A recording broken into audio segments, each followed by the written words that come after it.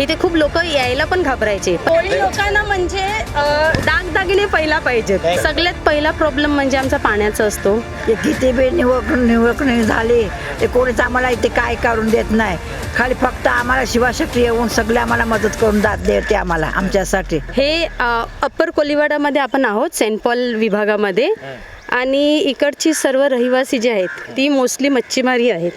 तर एक मिनिट तुमच्या कानाचे दागिने कसे आहेत दाखवा की. खूप सुंदर आहेत. नाही का? जुनी पद्धत आहे बघा. हो हो, ती जुनी पद्धत आहे. ती आता त्यांनाच विचारा, कारण आम्ही तर सांगा की आम्हाला थोडस. दाखवा इकडे या ना. कोळी लोकांना म्हणजे दागदागिने पहिला पाहिजेत. पण मेहनत पण करतात, पण ते दागदागिने पण घालतात. काय बोलत होते आता? ते आमचा बँक बॅलन्स आहे. बरोबर.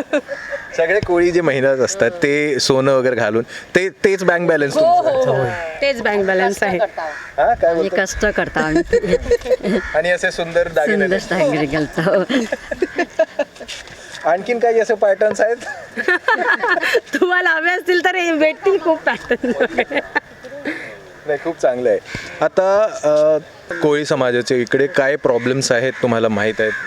सगळ्यात पहिला प्रॉब्लेम म्हणजे आमचा पाण्याचा असतो. पाणी आता सध्या तरी येतो, पण कधी येतो? 11:30च्या नंतर. तर 11:30 आम्ही झोपायचं कधी, आणि सकाळी बायांना मच्छी विकायला जायचं असतं. म्हणजे 3:30 अडीच वाजता ते उठतात. तर 11:30ला जर पाणी आला तर 2:30 वाजता उठून खरंच शक्य आहे का? 6 तास तरी माणसाला झोप हवी आहे का नाही?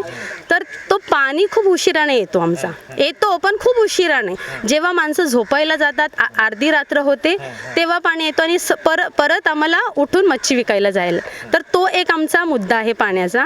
आणि दुसरा म्हणजे रस्ते केलेले रस्ते, पण परत आता ते अर्धवटच टाकून ते लोक गेलेत. तर आम्हाला असं पाहिजे की ते व्यवस्थित रस्ते व्हावे आमचे, कारण लोकांना ॲटलिस्ट चालता तरी यावं, की पडो माणसं पडायला नाही पाहिजेत. तसं 9 वर्ष झालेत यंदा BMCचे निवडणूक होऊन. 9 वर्ष नंतर आता होणार आहेत. तुम्हाला असं वाटतं का इतकं उशीर झालं निवडणूक, त्याच्यामुळे काही कार्य अर्धवट राहिलेत? नाही, शिवाज शेट्टी साहेब ना नेहमी कधी पण त्यांना सांगितलं की असा मुद्दा आहे, असे प्रॉब्लेम्स आहेत, ते येतात. असं नाही की नाही येत. ते नेहमी एका कॉलने सांगितलं, जरी ते 5 मिनटं किंवा 10 मिनटं असो की नाही, बट ते येतात. येऊन काय प्रॉब्लेम्स आहेत ना ते सॉल्व्ह करायचे हे करतातच, की प्रत्येक प्रॉब्लेम ते हाती घेऊन त्या प्रॉब्लेममध्ये कसं आपण निघू शकतो त्याच्यामध्ये ते नेहमी आम्हाला सहकार्य करत असतात. त्यांनी इकडे काय काय केलं काही सांगू शकत? पाण्याचं तर त्याने केलंच आहे. त्या पाण्याचं आणि रस्ते वगैरे ते रस्ते पण हे करणार आहे, आता पण करणार आहेत. लाईटचं पण त्याने केलेलं आहे.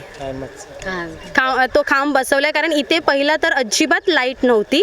इथे खूप लोक यायला पण घाबरायचे, पण आता तो लाईट झाल्यानंतर खूप म्हणजे अर्धी रात्रीला पण आपण एकटं जरी आलो ना तरी भीती नाही वाटत, असं आहे इथे. पूर्वी इथे अंधार होता, म्हणजे बीचवरती अंधार होता. ते शिवाज शेट्टी सरांच्या मदतीने आयमास आहे आमच्या इथे, आणि संपूर्ण रात्रभर उजेड असते इथे. तसेच जेट्टीवरती सोलार लावले आहेत, आणि त्यामुळे आम्हाला खूप फायदा झालेला आहे.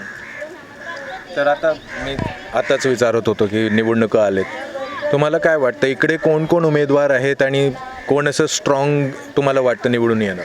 उमेदवार आता गावातले तर नाहीच, कोणीच नाही. आणि आमचा एकच सपोर्ट आहे शिवाज शेट्टी सर, दुसरे कोण नाही. येतात इकडे लोक नेहमी येतात ते. त्या दिवशी मी सांगितलं ना, सर्व तुम्हाला बोललो ना, ते किती वेळ निवड झाली ते कोणीच आम्हाला इथे काय करून देत नाही. खाली फक्त आम्हाला शिवशक्ती येऊन सगळे आम्हाला मदत करून देते आम्हाला आमच्यासाठी. सगळी सोय करून देते आम्हाला. आता किती वर्ष पाण्याचं टाकीचं प्लॅन चाललं, तर ते पाण्याची टाकी आता त्यातून बांधून घेतली. आता त्याच्याच प्रयत्नाने झालं सगळं आमच्या इथे. आता पाण्याची सोय वगैरे त्याच्या प्रयत्नाने झाली सगळी.